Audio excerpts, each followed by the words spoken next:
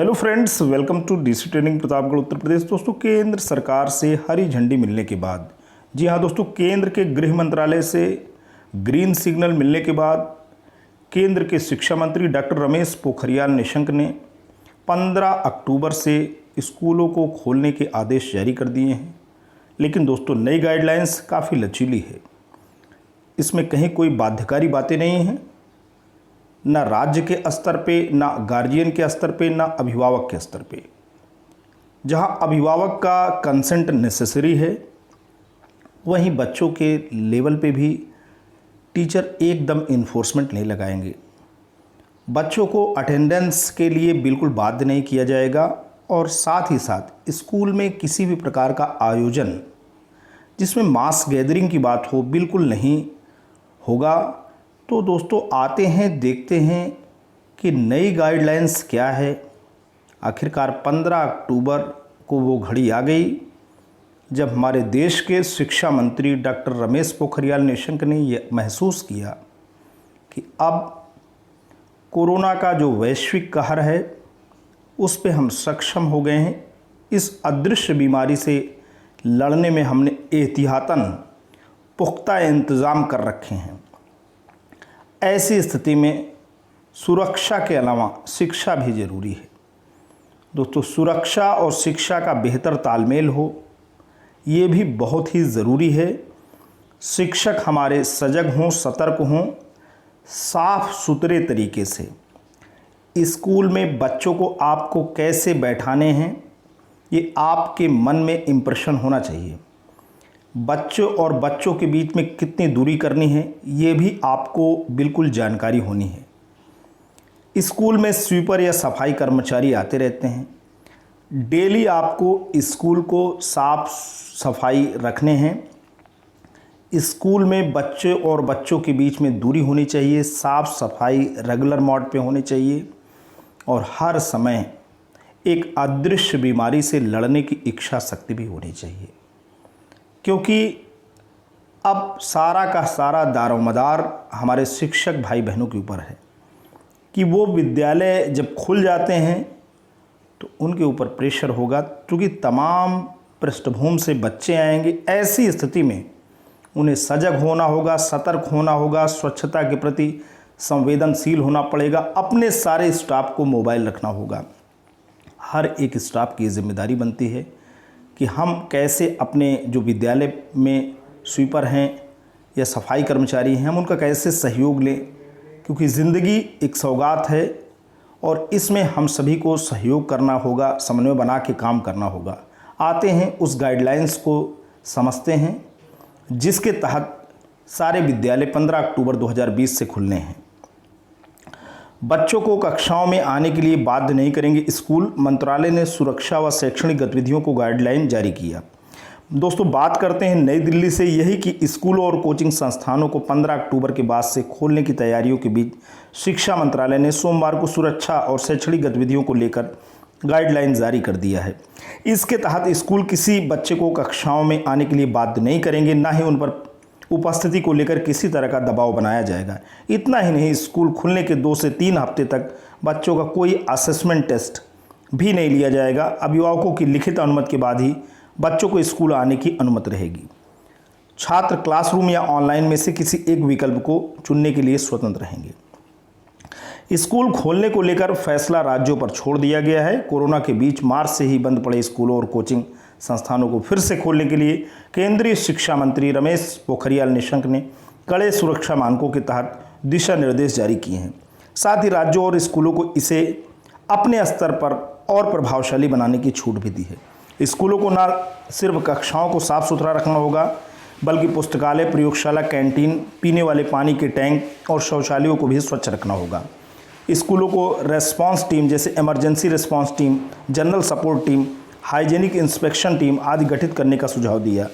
दोस्तों, ये बहुत बड़ी ज़रूरत है कि आप टीम भावना से काम करें, तो ही आप अच्छा महसूस करेंगे। स्कूलों को परिवहन व्यवस्था का पूरा प्लान, छात्रों के बैठने का प्लान आदि तय मानकों के हिसाब से तैयार करने को भी कहा है, ताकि एक छात्र से दूसरे छात्र के बीच 6 फीट की दूरी बनी रहे। स्कूल खोलने के दौरान अपनाए जाने वाले सुरक्षा मानकों का भी गाइडलाइन में उल्लेख किया गया है। इसके तहत कक्षाओं सहित पूरे स्कूल परिसर को हर दिन पढ़ाई खत्म होने के बाद सैनिटाइज भी करना होगा। केंद्रीय शिक्षा मंत्री डॉक्टर रमेश पोखरियाल निशंक द्वारा 5 अक्टूबर को दी गई आधिकारिक जानकारी के अनुसार स्कूलों को फिर से खोले जाने के कम से कम 2 से 3 सप्ताह के भीतर कोई भी असेसमेंट टेस्ट नहीं लिया जाएगा और ऑनलाइन लर्निंग जारी रहेगी। जी हाँ दोस्तों, पहले की तरह ऑनलाइन क्लासेस जारी रहेंगी, जिसे प्रोत्साहित किया जाता रहेगा। मंत्रालय के स्कूल शिक्षा और साक्षरता विभाग ने केंद्रीय गृह मंत्रालय द्वारा हाल ही में 30 सितंबर को अनलॉक 5 के दिशा निर्देशों के अनुरूप स्कूल को फिर से खोलने के लिए संबंध में SOP गाइडलाइंस तैयार किए हैं। अनलॉक 5 के दिशा निर्देशों में स्कूलों और कोचिंग संस्थानों को 15 अक्टूबर 2020 के बाद से खोले जाने की छूट दी गई है। हालांकि इस संबंध में अंतिम निर्णय संबंधित राज्यों के सरकारों द्वारा ही दोस्तों लेना है अभी। तो अब आते हैं स्कूल रीओपनिंग गाइडलाइंस 2020 की ये खास बातें कौन सी रहेंगी, आप जान लें। मुख्य बातें क्या रहेंगी? मुख्य बातों में पहला है, स्कूल खुलने के 2-3 सप्ताह तक असेसमेंट टेस्ट नहीं लेना होगा। बिल्कुल असेसमेंट टेस्ट नहीं होना है। बच्चे मूल्यांकन संबंधी अगर दुश्चिंता से परेशान रहेंगे तो भी अच्छा नहीं है। असेसमेंट टेस्ट नहीं होगा। अभी काफ़ी व्यवहारिक और लचीला फ्लेक्सिबल एटीट्यूड गवर्नमेंट अपना रही है। अभी बच्चों में ऑलरेडी 5 से 6 महीने तक एक प्रकार का भय व्याप्त है और ऐसी स्थिति में एक खुशनुमा, एक मित्रवत माहौल का होना बहुत ही ज़रूरी है और ये सही बात है, किसी भी तरह का असेसमेंट टेस्ट नहीं लेना है। आगे चलते हैं। स्कूलों में NCERT द्वारा तैयार वैकल्पिक एकेडमिक कैलेंडर को लागू किया जा सकता है। स्कूलों में मिड डे मील तैयार करते और परोसे जाते समय सावधानी रखनी होगी। बिल्कुल बहुत ही हाइजेनिक कंडीशन में सारी चीज़ें होनी हैं। स्कूल परिसर में kitchen, canteen, washroom, lab, library आदि समेत सभी स्थानों पर साफ सफाई और कीटाणु रहित करते रहने की व्यवस्था करनी होगी। इमरजेंसी केयर सपोर्ट, जी हाँ दोस्तों, इमरजेंसी केयर सिस्टम और ये रिस्पांस टीम, सपोर्ट टीम, सभी के लिए general support team, commodity support team, hygiene inspection team आदि जैसी टीमों की गठन का जिम्मेदारी सहित सभी स्कूलों द्वारा किया जा सकता है। केंद्र सरकार और संबंधित राज्य सरकार द्वारा जारी निर्देशों के मुताबिक स्कूल स्वयं भी स्टैंडर्ड ऑपरेटिंग प्रोसीजर SOP बना सकते हैं। देखिए, केंद्र सरकार अपना SOP जारी कर रहा है, राज्य भी अपने SOP जारी कर सकते हैं, स्टैंडर्ड ऑपरेटिंग प्रोसीजर, और उसकी स्कूल भी अपने SOP बना सकते हैं। देखिए, हर एक स्कूल अपने में विशिष्ट है, यूनिक है, वहाँ की व्यवस्था यूनिक है, हर एक विद्यालय में आने वाले बच्चे यूनिक हैं। तो कोई भी स्कूल अपना SOP स्टैंडर्ड ऑपरेटिंग प्रोसीजर बना सकता है। इसमें सामाजिक दूरी और सुरक्षा के नियम शामिल होने चाहिए। उन्हें स्कूल को नोटिस बोर्ड पर लगाने के साथ साथ पेरेंट्स को स्कूल के कम्युनिकेशन सिस्टम के माध्यम से भेजा जाना चाहिए। कक्षाओं में बैठने के दौरान सामाजिक दूरी का पालन करना होगा। कार्यक्रम और आयोजनों से बचना होगा। स्कूल आने और जाने के टाइम टेबल बनाने चाहिए और उसका पालन भी करना चाहिए। सभी छात्र छात्राएं और स्टाफ फेस कवर या मास्क लगाकर ही स्कूल आएंगे और पूरे समय के दौरान इसे पहने रहेंगे। विशेष तौर पर कक्षाओं के दौरान या सामूहिक कार्यों या मेस में खाने या लैब में परीक्षण के दौरान। स्कूलों में विभिन्न सामाजिक स्थानों पर सामाजिक दूरी और अन्य जरूरी नियमों को बताने वाले बोर्ड या सूचना पट्ट लगाने होंगे। तो दोस्तों, ये तो रही complete guidelines regarding new procedure for opening the school on 15 अक्टूबर 2020। और आप एकदम अलर्ट रहें, क्योंकि अब आपके विद्यालय बच्चों के लिए खुलने वाले हैं। अभी तो स्कूल सारे खुले हैं, बस बच्चों का आना दोस्तों उस पर बंदिश थी, लेकिन अब ये बंदिश हटने वाली है।